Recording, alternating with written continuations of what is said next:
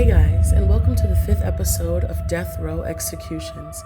Today, we will be talking about Walter Leroy Moody Jr., who was a domestic terrorist and also the oldest inmate in Alabama to be executed when he was finally executed in 2018 after being sentenced for his crimes all the way back in 1997. Walter Moody was born on March 24th, 1935 in Texas and was the oldest of 3 children.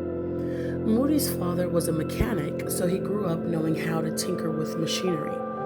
Walter Moody's brother, Bobby Moody, said that his brother was always a loner and would not have the slightest idea on any person that knew him well. There is not much on his early life, but he was affiliated with the military up until 1961 at the age of 26. After leaving the Army, Moody began going to school to become a neurosurgeon, but the subject was too difficult for him, and he made a switch to taking law classes. Moody never was able to complete any higher-level education program, though. It is not stated why, but in 1967, at the age of 32, Moody had a psych evaluation and was said to have had harboring violent thoughts. He was diagnosed by Dr. Thomas Hall with having ambulatory schizophrenia and had trouble with adjusting to civilian life. Ambulatory schizophrenia is the same as borderline schizophrenia, and pictured here is a small definition.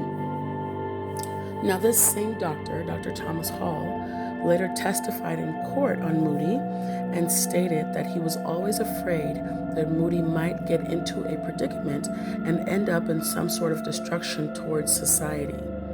He also noted that Moody knew right from wrong, but was unable to stop from impulsively doing whatever he wanted.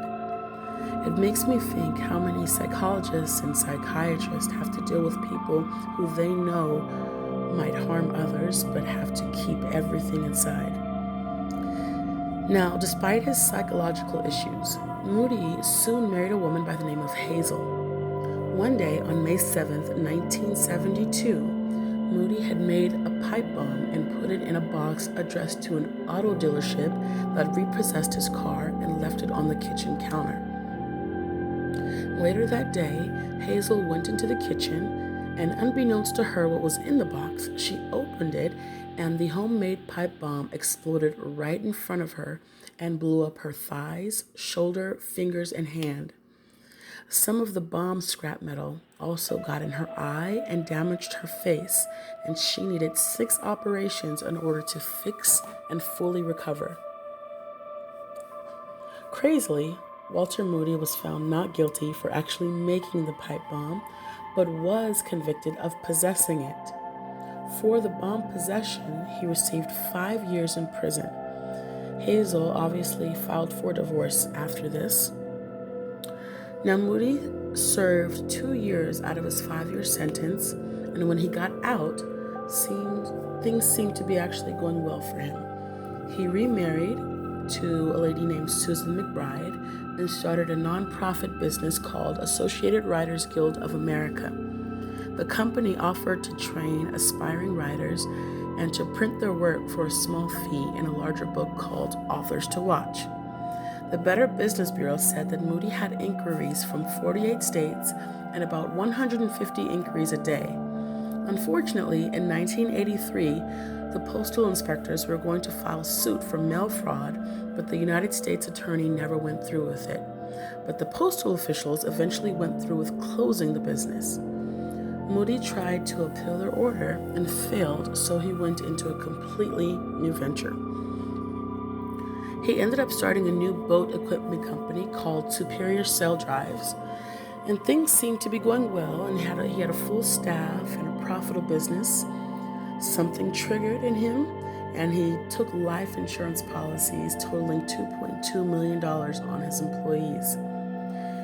One day in December 1982, he went out to sea and asked his employees to take underwater photos of the propeller.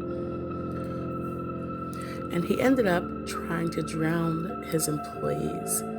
When the men went underwater, Moody sped off and abandoned them. As the boat was leaving, Moody stomped on one of the employee's hands while that employee was trying to save himself by climbing up a ladder to get back on the boat. Moody also threw an anchor at another employee, hitting him in the head. The men were only rescued when another boat came along and saved them. Moody was tried in court and said that the throttle on the boat jammed and he lost control, but sent out distress calls. This, of course, could not have been true, and he was charged with 3 counts of attempted murder. There was a hung jury, and for unknown reasons, the prosecutors decided not to retry the case, so he basically got away with attempted murder. Moody actually had a thing for revenge and was always trying to remove a wrong by going back to court. When statute of limitations expired, he tried suing the former employees and the sheriff who arrested him, asking for $1.5 million in damages. On December 16, 1989, a package arrived at the mansion of federal judge Robert Vance. He and his wife Helen Vance brought the package into their kitchen, and Robert Vance opened the package, which contained a homemade pipe bomb, which killed him instantly. His wife Helen flew from the explosion and had a piece of metal pierce her liver, but she was able to survive the attack. 2 days later, on December 16, 1989, the same type of package arrived at an NAACP office in Savannah, Georgia, and civil rights attorney Edwina Robinson opened the package, fatally injuring him. He was rushed to the hospital and unfortunately died 3 hours later. 2 more bombs were sent to different locations but were intercepted. FBI and investigators were all at a standstill and actually had someone else in custody for the bombs. It wasn't until a chemist remembered the bomb he had examined 17 years earlier in 1972. He actually remembered the bomb that injured Moody's first wife. It was also later discovered that the judge who sentenced him for that bombing was Judge Robert Vance, so it seemed like some long grudge he had. Some say they did not know his motives for the terrorist acts, but one of the bombs had a letter attached to it, and it read, "Anytime a black man rapes a woman in Alabama, Florida, or Georgia, Americans for a competent federal judicial system shall assassinate 1 federal judge, 1 attorney, and 1 officer of the NAACP." And this was referring to a rape and murder of a white preschool teacher named Julie Love by a black man named Emmanuel Hammond on July 11, 1988. Moody sent approximately 30 threatening letters to different civil rights groups, judges, and news stations. Some think he tried to target the NAACP to start a race war, and some feel it was just revenge for the judge sentencing him back in 1973. Moody was charged with the murder of Judge Vance and attorney Edwina Robinson. Moody's wife Susan was also arrested, but was later released on $250,000 bail, and a week later was in court testifying against Moody. Moody was on trial for many different charges and was found guilty on all charges. He was sentenced to death by electrocution in 1997.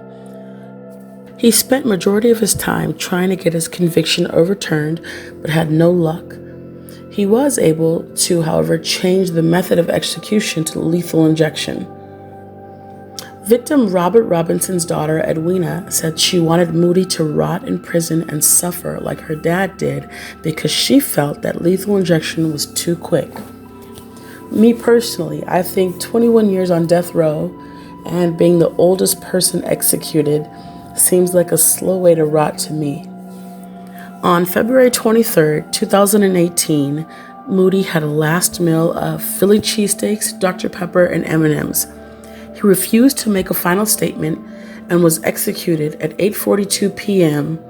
at the old age of 83 years old in 26 days.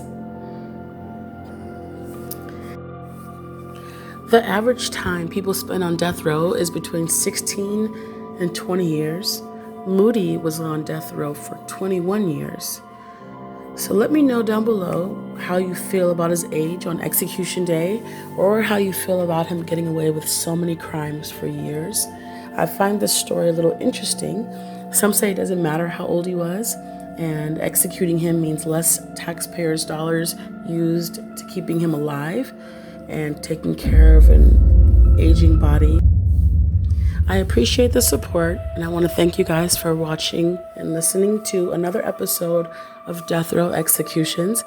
I also want to give a shout out to one of my new subscribers, St. Paul, who has supported the channel and has watched a few videos. I really appreciate it. Thank you so much.